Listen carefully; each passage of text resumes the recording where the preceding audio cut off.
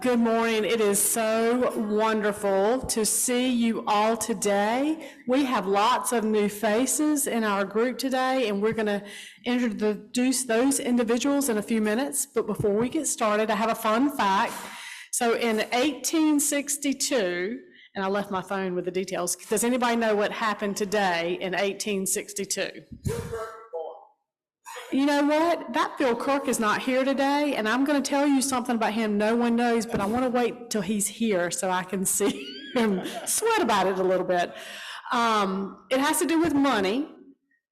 Roger, can you tell us what it was? The first paper money was printed in the form of a $1 bill, $5 bill, $10 bill, $15 bill, $10 bill and 20, just seeing if you were listening. And then one other fun fact is, we had two, Confederates or the Union? United States of America, and it was all together. Legal tender. So then the other fun fact is a lot of our ball teams did not have a good day yesterday. But there is one team in a different group that played in Eastern North Carolina. So the ECU men and women's basketball teams both won yesterday in their division. Go Pirates. So it is a great day to be a Kiwanian. Kids need Kiwanis, and Kiwanis needs you. So let's stand together and say our defining statement. Kiwanis is a global organization of volunteers dedicated to improving the world, one child, one community at a time. The Pledge of Allegiance. I pledge allegiance to the United States of America and to the republic for which it stands, one nation, under God, indivisible, with liberty and justice for all. Thank you. George, will you lead us in song today? Yeah, we're going to sing the first verse of America. Oh, beautiful for spacious skies, for amber waves of rain, for purple mountains' majesty, above the fruited plain. America, America, God shed His grace on thee, and crown thy good with brotherhood, from sea to shining sea. Thank you. Dick will share our invocation today. This is the Lenten season, and I think I'm a good Christian or whatever, but I did not know what Lenten season was all about. But in a nutshell, Lenten is the 40 days from Ash Wednesday up until the Easter. Now that's great.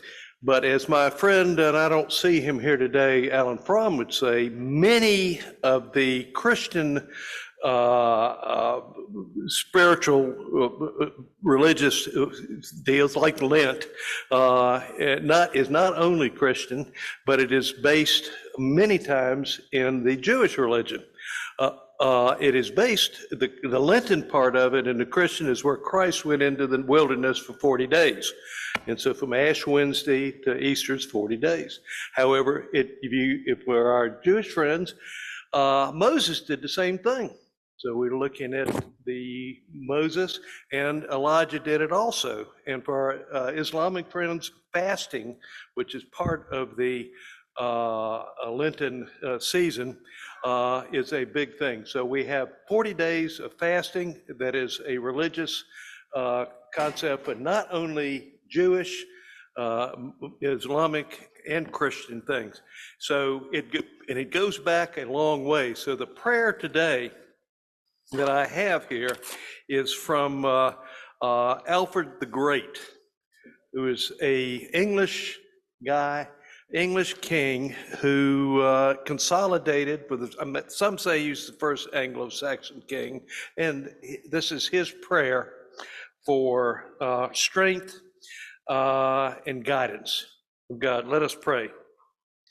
Lord God Almighty, shaper and ruler of all creatures, We pray for your great mercy, that you guide us toward you, for we cannot find our way, and guide us to your will, to the need for our soul, for we cannot do it ourselves, and make our mind steadfast in your will and aware of our soul's needs. Strengthen us against temptations of the devil and remove us from all lust and for every unrighteousness, and shield us against all foes, seen and unseen.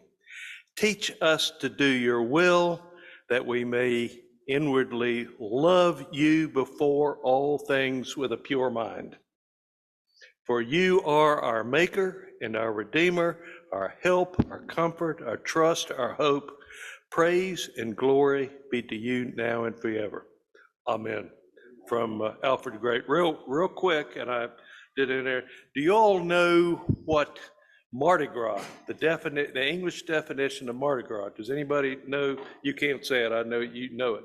You know what the definition of Mardi Gras is? Anybody? It is Fat Tuesday. Fat Tuesday, and it's because Ash Wednesday you start fasting. Okay, thank you. That should have been my fun fact for the day. Yes, thank you, Dick. Bach, will you begin to introduce our guests? We have a lot of guests today, so we're super excited. Well, we certainly do. We have a number of guests today, and I'm going to call on the member of the club that has the guests to introduce them. Let me start with Hugh Grice, please. Hey, fellow Kiwanians. You know, I'm on the board, and we are watching our membership pretty tightly. Since coronavirus, we were taking a little dip. We've worked really hard the last couple of years to get them back up. So in a month, the board will vote for one of our newest members, my mother, Lucy Grice, who is visiting us again, who has decided to join our club, not Pittsburgh Club. And I'll tell you a little bit about her real quick. From Washington, North Carolina, that's where we grew up. She's a retired professional Boy Scout executive. She's a real estate agent now, working on my firm out in Chatham County. So now I'm the boss, yeah. But anyways, Lucy Grice. I also have my friend Hunter Bond with us today, another Hunter. real estate agent friend of mine, and wants to have an opportunity to get involved in the community, and what a better one than Kiwanis. So thanks. Thank you. Hugh, thank you so much. Bill Burlington has a guest.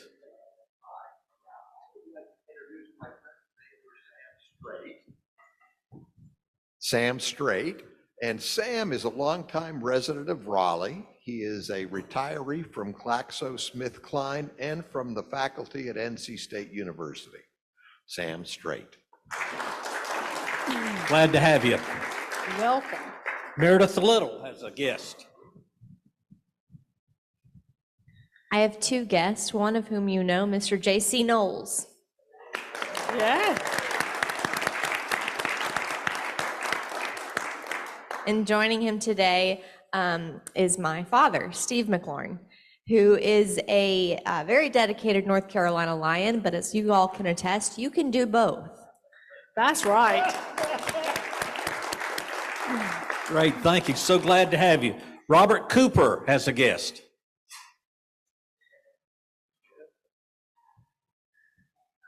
It's my pleasure to have Eric Lupo. We see each other at the Carolina Ballet, and last night I asked him if he thought about Kiwanis, and he's here and knows a bunch of people and maybe will join us. Eric is married to Donna. Between the two of them, they have 4 children and 9 grandkids, and he owns Tile Setters of Raleigh. Welcome. Welcome. Do you have someone? I've got someone over here. How about John Ramsey? John? Oh, over here. Oh, I'm sorry. Looked the wrong direction. John, your guest. Stand up just a minute. I'm pleased to have Marek Kosharski. And as you can tell from his name, he's not from Fuquay-Varina. He's actually from Poland, and he's here because the ecumenical seminary, he's chancellor for, which is the CEO, business manager. is here to do a presentation to White Memorial, and we're pleased to have him as a guest. His day job is running the seminary. His not so day job, but recently a more impressive and significant job is providing and coordinating support between Poland and Ukraine. Some of his students have done things like rent ambulances and loading them up with pharmaceuticals and food and driving them into Ukraine and picking up people that are ill or infirmed or sick or immobile and bringing them back to Poland. If you need help getting an entire shipping container full of donated clothes into Ukraine, he can help you with that. He's now gotten to be a very talented coordinator of all this kind of relief. So he's a remarkable guy. He'll be around after if anybody wants to say hello. Thank you, welcome. We're glad to have you, and thank you for all you're doing. Did you have a guest, sir? Okay. Does anybody have any membership welfare items about any of our members? And first of all, let me say, JC, we're glad to see you back. And you look 100% better than you did when you were in that facility at Christmas time, and you didn't look like you felt good then, but you look like your old self now. Good to have you back. That's all. Yep. And then the birthdays. So take a minute to look at those and wish everyone a happy birthday. And I would just tell you how wonderful it is to see each of you out here. A new application. So the next board meeting, our board meetings have changed to the second Tuesday of the month. We are meeting at John Collar's office. So if anyone would like to be part of the new member orientation is to attend an event or activity. Come join us so you can get the red tag off your name tag. For those, and that's where we'll discuss new applications, which we have one, but we have about 10 folks that need to attend the orientation. And that orientation, I think I saw Chris here. I did. That will be next Thursday evening. We will send an email out to the 10 who have not attended. Hopefully you can attend, and then the following Friday, you will be inducted as new members. So we are super excited. Ask your friends, have them join us. The more, the merrier, and the more work we can do for the children of Wake County. We're collecting diapers, money in place of, and things that children, little children preferably need. So far, I'm aware of one of our notarians that I think wrote a check for $250. So if any of you would like to match it, fine. If you'd like to auction this one off today, I'll let you do that. Need your help. So I will say several have emailed about sending checks and sent the checks directly to St. Saviour's. Just if you'll put in the memo line that you're a Kiwanian and it's from the Raleigh Kiwanis Club, that way they're helping track to see how much we're able to assist and help St. Saviour's. Perfect, thank you. Cricket is here, and she asked me to mention that the Salvation Army night that we volunteer to serve food is March the 24th from 4:30 to 6:30. She needs two, and Bob Goodell has raised his hand, so we will add Bob. Bob did it last month as well, so thank you, Bob. So we need one, and Sandra. So Sandra and Bob, thank you. Thank you. I'm writing that down, so. Did you notice the room is full? I don't see any empty chairs. That's right, we only have 4 empty chairs, so it is wonderful to see all of you. Alice Garland and she needs the microphone, will share a bit about Charter Night. So I want to let you know that I had a wonderful meeting with the staff at the University Club today. We are ready to go. It's going to be a really wonderful evening. Gary, I don't see where you are, but I want you to know I've taken care of the alcohol issue. You will have the higher end. We've done that. And I think we had a few snafus last year. Those have all been taken care of. So we will start doing signups next week. And I'm pretty certain that I'm correct in saying that the club will cover the members, and the spouses or guest costs will be $35 each. But I'm getting excited. I hope you all will be. This is going to be just a lovely, lovely event. Thanks. And that date is April the 28th, a Friday night. Thank you, Alice. Andy, So this is just your friendly reminder that the golf is coming up on May the 4th. It is Thursday, May the 4th. I've got these flyers printed out. You can find these online, but I wanted to print them out and bring them. I'll just set them over there, or I'll just set them over there on the table. If you want one, grab one. But again, they're online. So if anybody's going to sponsor, go ahead and reach out to me. Send me an email maybe when you have a minute. Or if you just have any questions about it. Also, as a reminder, we don't have a title sponsor this year. Again, WakeMed's going to help us out, but they're not officially the title sponsor, so that is available.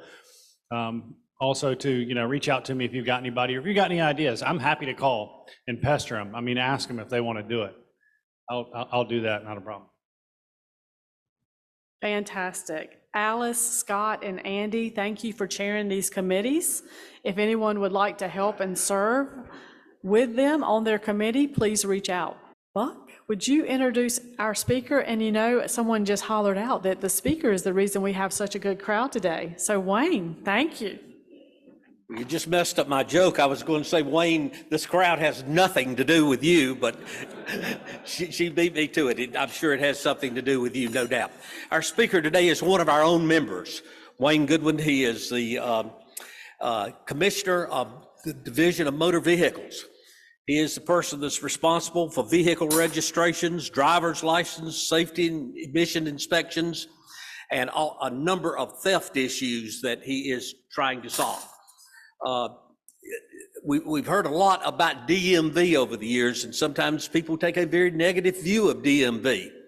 And I want him to tell you what he's been able to do since he has been commissioner of DMV and working to make that a more efficient agency. Prior to going there, he was president of and CEO of Seaboard Strategic Consulting. Prior to that, he served as state insurance commissioner for 2 terms. And prior to that, he was the assistant general counsel and a assistant commissioner of insurance under Commissioner Jim Long. He is a native of Hamlet. He is an attorney. He served 4 terms in the House of Representatives. He was married to his wonderful wife, Melanie, who we lost 2 years ago, and we'll remember that in our prayers. She worked as a deputy commissioner at where I was at the Industrial Commission, and a great job she did. But we're glad to have Wayne here. We're glad for what he's doing. Please welcome Wayne Goodwin, one of our members. All right, thank you, Buck. And it seems like yesterday when I joined the Kiwanis, I began my membership with the Rockingham Kiwanis down in Richmond County, which is where Hamlet is. But I've mostly served in this club here in Raleigh, and I believe this is my 30th year being a Kiwanian, mostly here in the Raleigh Kiwanis Club. And one other thing too, before I get into my remarks, is that seeing the large crowd we have here today, given the work that I do, it's probably because there are lots of questions and the like, and perhaps you'll have some questions, but I also hope you'll learn some things from the presentation today. As Alice and I were chatting earlier, she and I both have worn many hats. So this is my current hat, and the hats that I've worn, I enjoy wearing because it's about solving problems and helping people. And that's what my team and I do. In fact, several of my teammates are online with us. They're watching here. You can't see them now, but they're joining us. Last thing, whenever I received the description of my presentation that went out to all the Kiwanians, it said DMV efficiency, and I was wondering how folks responded to that when they saw that. But we are making some great strides in the last 14 months that I've served. So I think I'll just click this here. Hopefully this will work here. All right, Hugh, which button do I press?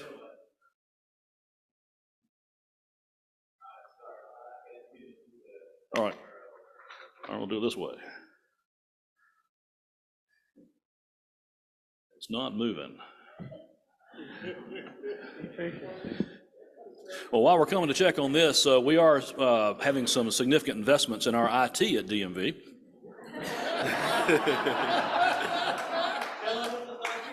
This is not my device. Apologies, everybody. It's all good. Yeah, there you go. Okay. Yeah, that's good. All right, let's still press that button there. Okay, awesome. Well, just very briefly, you've heard I've worn many hats. Started this role as DMV Commissioner in January. Governor Cooper and Secretary Boyd asked me to join. You've already heard my background. That's Justice Mike Morgan swore me in, and there's my daughter is there with me, my mom in the background. But let's talk about what goals that I'd set as our DMV Commissioner. And there are few goals, but they're big goals, particularly in light of what we know about DMV. Now, as an aside, I don't know about y'all, and I've become even more sensitive to this as I watch TV shows, but I bet you, every sitcom you've ever watched, there's an episode about the DMV. Everyone, going back to I Love Lucy to now, and I'm extra sensitive to that as I watch shows, like, oh man, talking about the DMV. But here are the goals that I've set, and my team and I are working diligently to address them. One, shorten wait times, also shorten lines, modernize our technology internally, because there are lots of things we do internally with our records and data and the like, as well as helping customers with our new technology externally, and I'll be talking about that shortly. Filling DMV examiner vacancies, and we'll chat about that. That's a lot of the source of our line and wait time issues, but that's also an issue for the private sector too, about filling positions. Next goal is to protect customers from identity fraud and investigate fraud and theft. DMV is a law enforcement agency, and we'll talk about that. Provide more online service options for customers, and that is, these days, particularly as we've come out of the pandemic, but starting during the pandemic, we started doing more and more online, right? Of course, we have this program here online. This meeting is online, so we want to help meet our customers where they are, and more they expect things to be done via the internet, and certainly not in an office. Last primary goal. Last of the paramount goals are improving customer service overall for individuals and businesses. All right, challenges. First of all, we are hiring. So there's a QR code. If you or someone you know is looking for a good job, I want to see you or hear from them. So scan that code. You learn more about our NC DMV jobs. Presently, we have 100 vacancies at DMV headquarters and 230 vacancies for driver license examiners across the state. Let me chat briefly about DMV headquarters. Who knows where headquarters is now? Rocky Mount, that's right. I make the lovely drive of 55 minutes every day to and from when I'm not assigned here. And a lot of our folks did make the move from the Raleigh headquarters to Rocky Mount. Many others did not. They chose to retire, chose to look for other work, because it was a significant change. But we have a beautiful campus there. It's the former Hardee's corporate headquarters there off of 64, but we do have 100 vacancies there, and we're filling those as we go. Where we have the greatest need are the vacancies in the driver license offices across the state, and of those, 100 are permanent positions and 130 positions are temporary. And we have been addressing this by working with Secretary Boyd and Governor Cooper and the legislature in a bipartisan way to raise salaries. I think we have our legislator here. We'll make sure that we do even more to make DMV provide salaries that are commensurate with what the labor market demands are. In addition to the labor shortage, we also have aging technology. And with what we do, most of what we do is about data, a large amount of it. Whether it's on your driver license or whatever it may be, is that we have a significant amount of data on millions and millions of people and businesses, and we need our technology to get with the times. But it's a significant investment that we are making through the legislature, and we'll be happy to talk with you more about that. The slowdown of the mail, and I won't get into the reasons for that, but we are the #1 customer for mail service center in state government because of the significant number of postcards and letters and the like that do go across the state to our citizens. The slowdown of the mail impacts us providing your renewed license and any other information that you may expect from DMV. And an additional challenge is paper and aluminum shortage. Of course, with plates, license plates, those are aluminum. We're looking at studying ways to have alternate material so we have other than aluminum plates. And of course, paper, even though we have a paperless initiative that's well underway, there's still some things that just have to be on paper, and that impacts what we do. So those are our most paramount challenges, and of course, #1 is the labor shortage.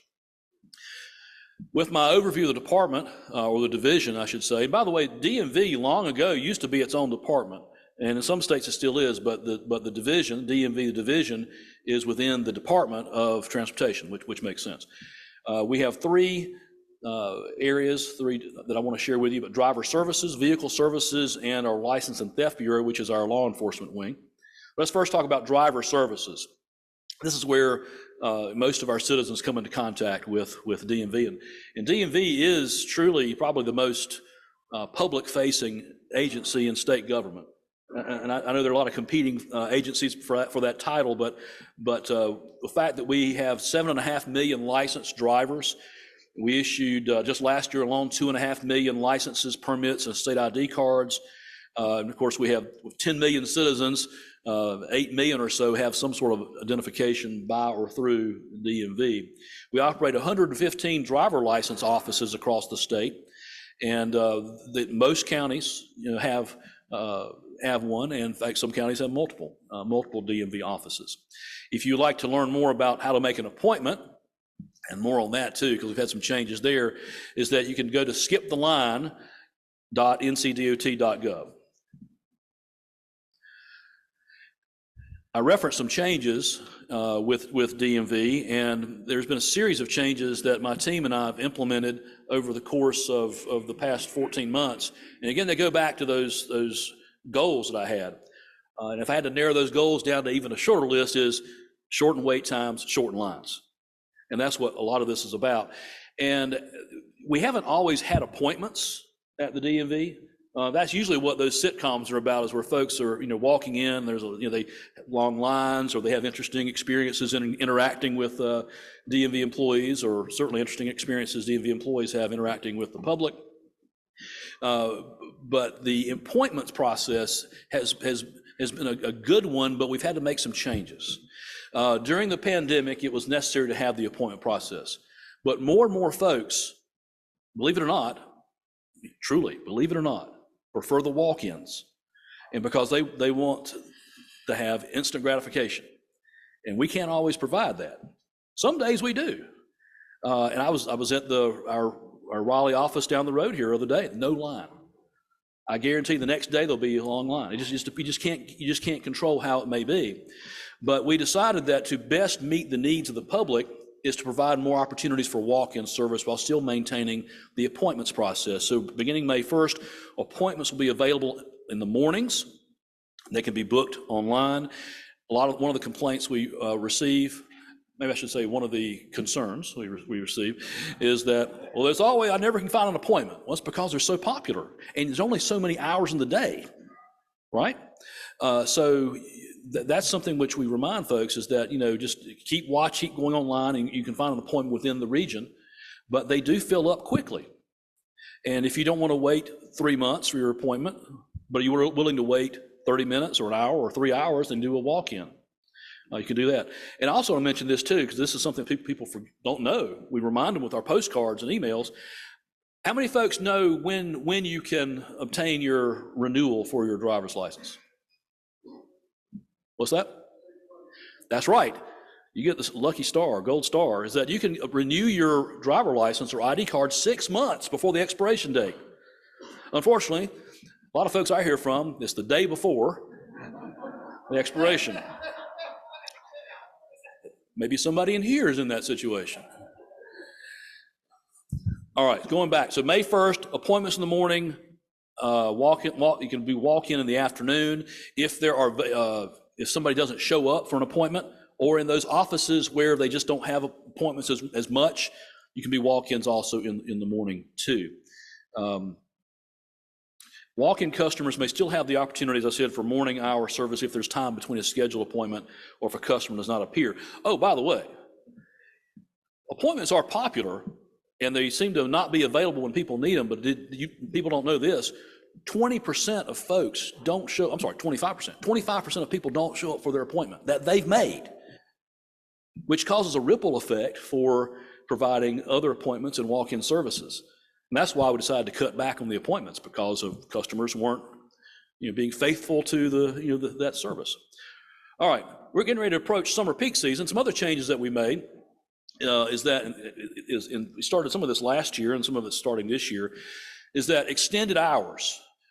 typically state government offices open like at 8 o'clock, go to 5. Well, we decided with our driver license offices, particularly those that are the busiest, there's the highest traffic, we have extended hours, and those open at 7 a.m. There are 35 of those. Wish we could do it everywhere, but there's not the demand everywhere, and there's not the employee availability everywhere. But for the busiest offices, we have 35 presently that's open at 7 a.m. We'll be adding 5 more as of May 1st. That means there'll be 40. My goal is to add more each year so we can have more extended hours. And my greatest goal, ideally, I like us to have 7 a.m. to 7 p.m. That way you help folks whether they have to go after work or they need to go before work. There are 7 of these offices in the Raleigh area that open at 7 a.m. Now, we also will have Saturday offices. One of the things I was very pleased to announce. We have 16 offices that will be open on Saturdays during peak season. And these go from 8 till noon. There are 2 in the Raleigh area. These are walk-in only. These are express services. And peak season, as you'll see on the screen, is roughly from Memorial Day through the end of the summer or beginning of Labor Day, beginning of school, however you wish to measure it, is the summer. Online services. I've already mentioned one of our websites, but the one that you need to look at the most is myncdmv.gov. myncdmv.gov. Save that on your smartphone. Save it on your computer, because I'm guarantee you'll need to go to it at some point. The services available online include driver license and ID renewals. You can order a duplicate license or an ID, change your address so long as your address is still in North Carolina. You can renew your vehicle registration. You can pay your property taxes. You can order custom plates. You can fill out an application to register to vote. And there is a copy of this is what appears on a postcard that goes out to folks. And it also, the newest one has that reminder about you can renew up to 6 months before the expiration date. So please consider online services as best you can. Now, I will mention this too, just because I get asked this: why can't I renew all the time? Why can't I renew online or do everything online all the time? Some services by law and some by just functionality have to be in person. Until we're able to obtain the technology to allow a verified photograph that's not within a DMV driver license office, then those have to be in person. But the way the law is presently is that once you go in person, you don't have to go in person again for 8 years. I remember it used to be 4 years, right? Y'all remember that? Well, it's 8 years. And because of the online availability, if you go in person, then you can renew online 8 years later. And then that means you don't have to go in person again for 16 years. So if you love that photograph, it's going to be with you for 16 years.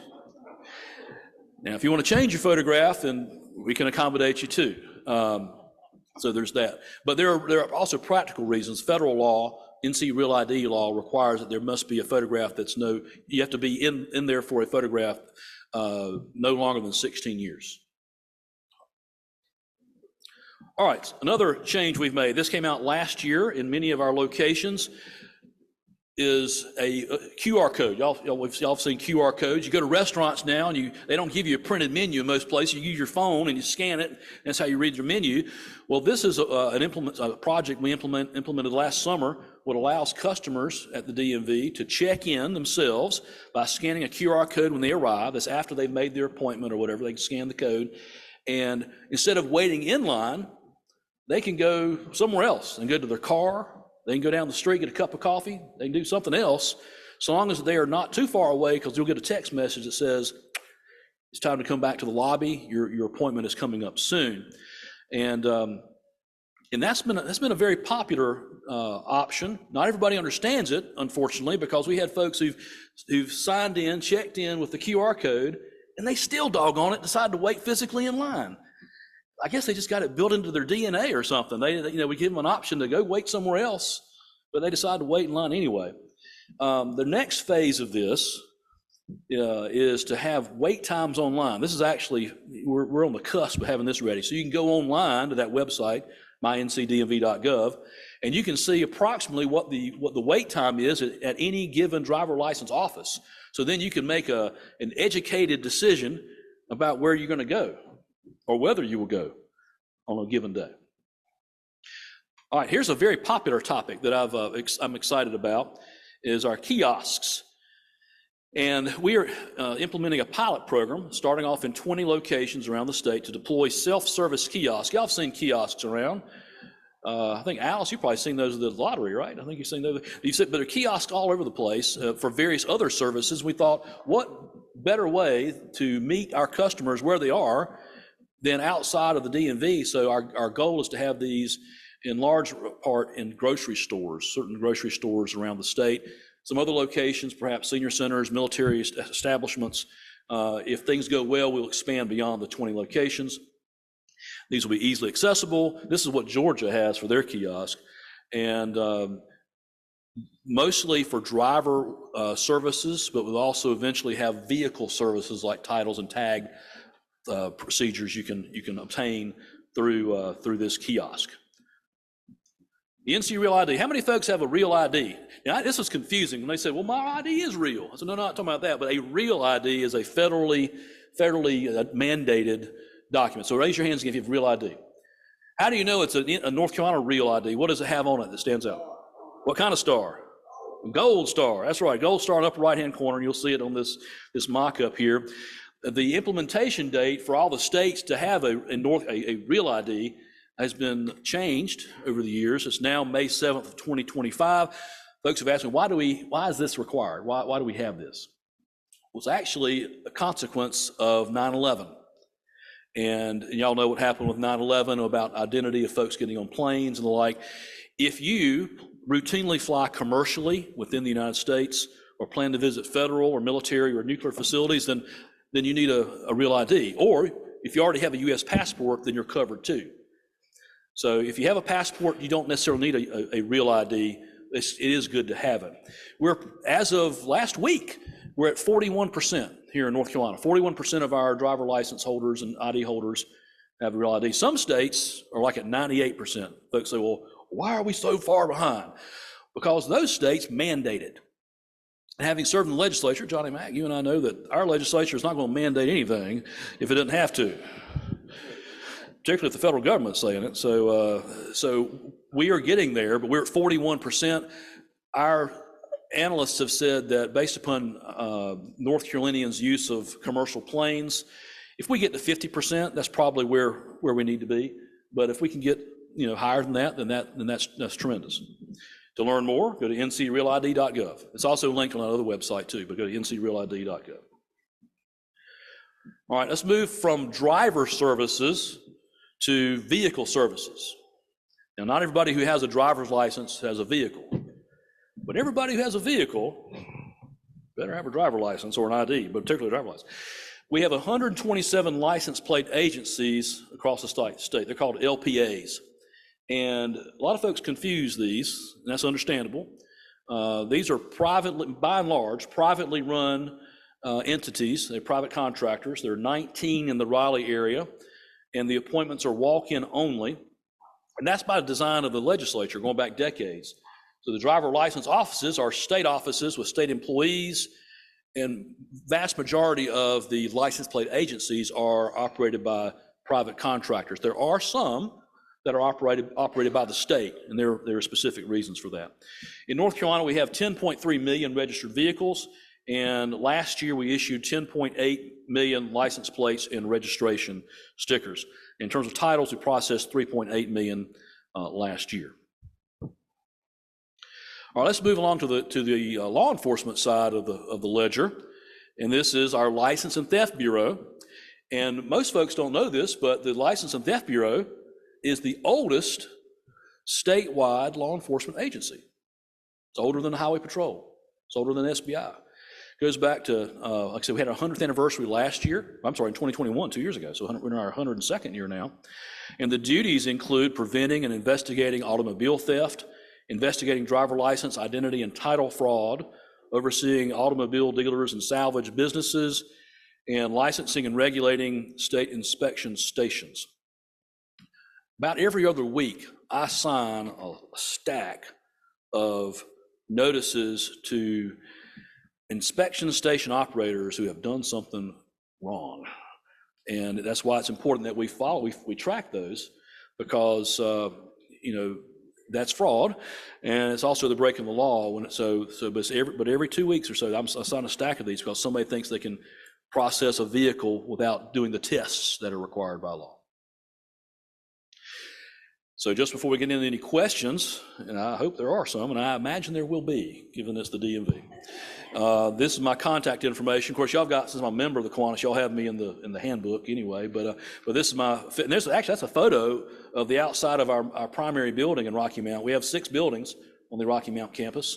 The penthouse is on the 6th floor. That's where my office is, on top there. And you're welcome to email me, call me anytime, pull me aside whenever I'm here on a Friday. And I'm delighted to help answer any questions you've got. And with that, be happy to address any questions or concerns this august body has.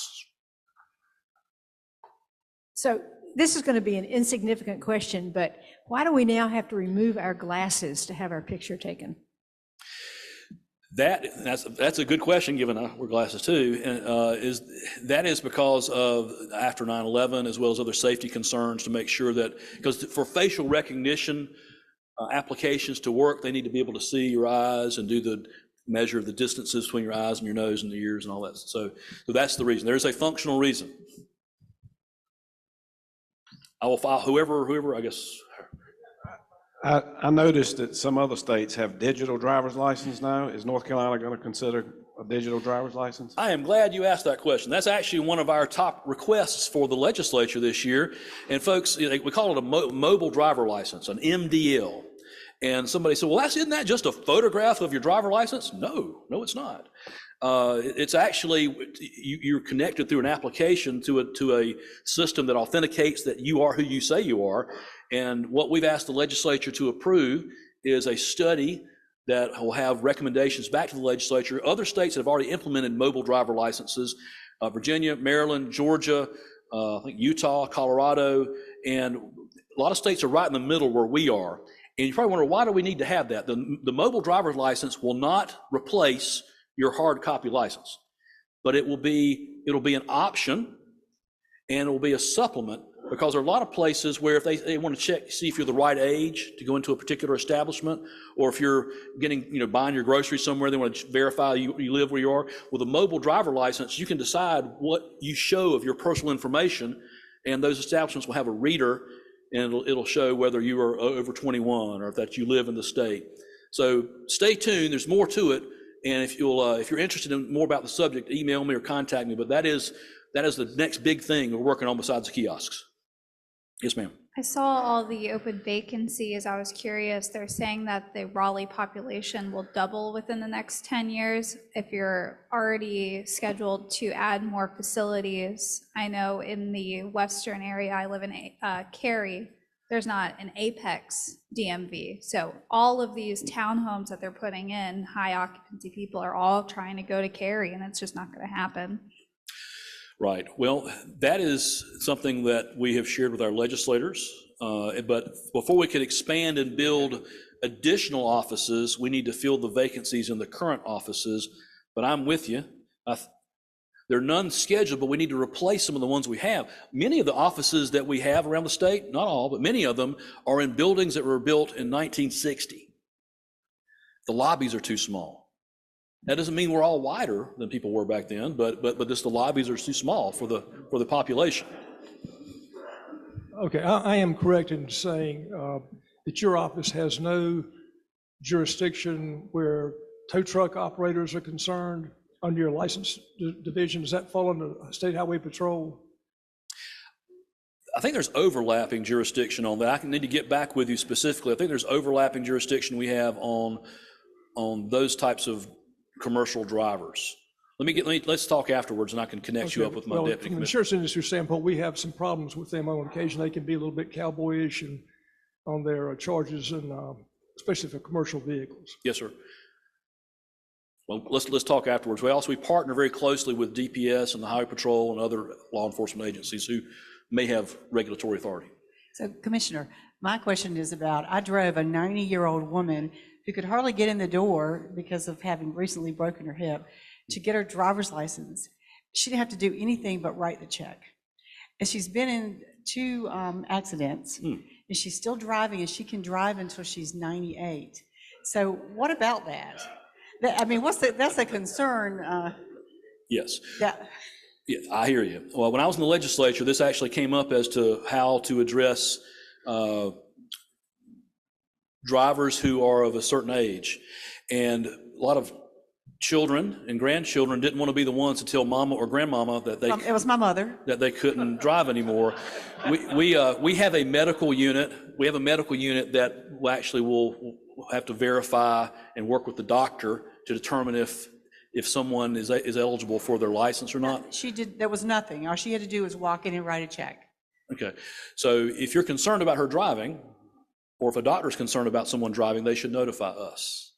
And then we will go from there. Sure. And then also on a side note is that we do have a homebound service. So if somebody, for whatever reason, cannot go in, we work with folks. Yes. Wake County court system has gone online. Everything you do now, you have to go online. You cannot file paper copies of complaints or anything. But one of the things that the court system does has a lot of connection to the DMV for driving license revoked and all that stuff. How's that working out? It's not working out locally very well. How's it working out with the Wake County, Johnson County, and a couple other places with the DMV? How's that working out with you? Well, about 2 weeks ago today, as a matter of fact, I met with Judge Mangum and the sheriff and a few other folks from Wake County on that topic, and there's been some News and Observer articles about it. There are some hiccups, and not on the DMV end, but we were whenever there's a new application of any sort, particularly going from a paper society to a paperless society, there are so many spokes to that wheel that DMV has and that other entities have. So we're working closely with the e-courts initiative, things to help smooth things out. Our recommendation is that perhaps before it expands to Mecklenburg County and other counties, let's iron these wrinkles out first. But the subject matter experts are working on it, and I think that if given time, it'll work. But I don't think we should expand too fast on the subject. Yes, sir. Hey, Wayne, on a local DMV agency basis, do they run that business for a certain, 5-year, 10-year? Is that like an annual renewal? How does that process and approval process work? For the license plate agency? Yeah, yes, the local guys. There's a certain number of years. I think it's 7 or 5. I can't remember the exact number of years, but it is by contract. And there is a protocol, a manual that says if you are in good standing, and there's a definition of what that means, then you are given priority for renewal for another year. But it's an open process. Whenever an LPA becomes available, either due to a death or someone decided to not be in business anymore, or if an entity has lost the right to run that particular location, we'll advertise to the public, invite folks to apply, and then there's a committee of folks who look into and do reviews and interviews, and ultimately I take their recommendations and make the decision as to who should operate the LPA. But I defer to the subject matter experts, but that's how it operates. There are license plate agencies that are operated in multiple areas by one entity. Wayne? So Wayne, I think I'm up. Okay. Voter registration. You got any idea how many people have taken advantage of the DMV route to voter registration? I get a report on that every month, and there's a significant number. I can't remember if it's like 20% or 10%. But a lot, you're supposed to be, every time you go in, there's a protocol. If you're already registered to vote, or do you have anything you wish to change? But I had to get back with the exact number. That has been a very helpful process for folks who have changed their address or and the like. So it is used more and more frequently by folks coming in to the driver license office. But I do have a chart. Maybe we can talk afterwards. I can relay it to you. Wayne, one of the confusions you have in your office, I know many times, is people get there and don't know what they're supposed to have. They may have a form that's incorrectly filled out. How do you communicate to the public, if this is what you want to do, these are the documents you need, this is what needs to be notarized, this is how you do your liability insurance information, that type of stuff? Well, how are y'all communicating that to the customer? Yes, sir. Well, one of the reasons why we are the #1 customer for mail service center for state governments that we send out notifications of all sorts everywhere. So the initial letters go out, so here's what you need to bring in for your next, for your renewal and so on. You also can go to myncdmv.gov where there's a list there. We regularly do press releases and social media, but I tell you, there's always more to do on that. The public, we need to educate the public more and more, because what frustrates my colleagues at the DMV more than anything is you have somebody who's been waiting or has had an appointment and they show up and they don't have what they're supposed to have. And we try to work with folks as best we can. But the number one document, guess what the number one document is that folks forget to bring to the driver license office? Insurance. They forget to bring proof that they have liability coverage. And by law, it has to be a printed out document. It can't just be an email. It has to be a printed out document. So we're trying to educate the public on what to bring, but share with folks from this meeting what they need by going to myncdmv.gov.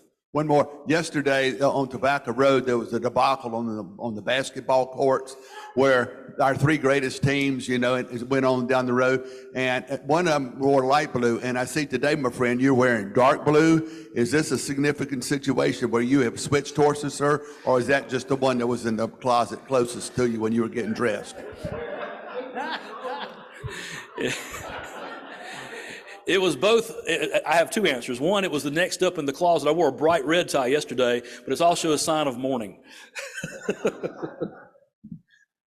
Quick question on age discrimination again. In 2012, renewed my license, good until 2022. This time around, I go in and only renewed it for 5 years. Is that because of my age? Yes. Simple answer. So age discrimination. Well, I would say it's public safety. So an 80-year-old person like me can only get 5 years. Sure, and every other time you don't have to go in person. You can do it online. My mother-in-law, the other day, she thought she had to go wait in line for hours and hours and hours. I said, give me your smartphone. She was done. Thank you. Thanks for your question. Wayne, I think we do have some more questions. Oh. But they may stay after. Okay, I'll be here. Can I ask you, so we donate a book to the school, and in the beginning, sorry about the title of that, let's see, and then in the beginning, we don't have we're supposed to have a name tag. There it is. Oh, okay. We'll ask you to sign there, so when we donate it. Sure, I'll do it now. That we will have it in your honor, so thank you. And just so folks will know, just be prepared, my son starts driver's ed in 2 months. Okay. Be wary. Awesome. Thank you very, very much. What a very informative and what we all wanted to hear. We have 2 awards that we wanted to share. Courtney could not be here, so we were hoping she was going to make it, but if Robert Cooper will stand up and if Sandra Burkhart will stand up. So at Midwinter, our club was recognized for being a distinguished club under Sandra's leadership. Congratulations and well done. And Robert, you were an outstanding Kiwanian, so well done and thank you at Midwinter. Thank you both for your service, and we will get those certificates to you as soon as we can. I want to thank and welcome and ask you to please come back. Hunter, Lucy, you'll be back because we have your application in hand. Sam, JC, come and join us again. Steve, McLaurin, we'd love to have you again. I didn't meet you, but please come back. Eric, Merrick, please come and join us anytime you're in town. And we don't forget, we have the orientation this Thursday night. You'll receive an email for that. I'm going to adjourn the meeting, but do know Merrick is going to talk about his program for anyone who is able to. Oh, I missed something. Oh, next week we have Tim join us from the North Carolina Wildlife Federation. So please mark your calendars. I am going to adjourn. Please stop and leave Scott a check for the diaper drive on your way out.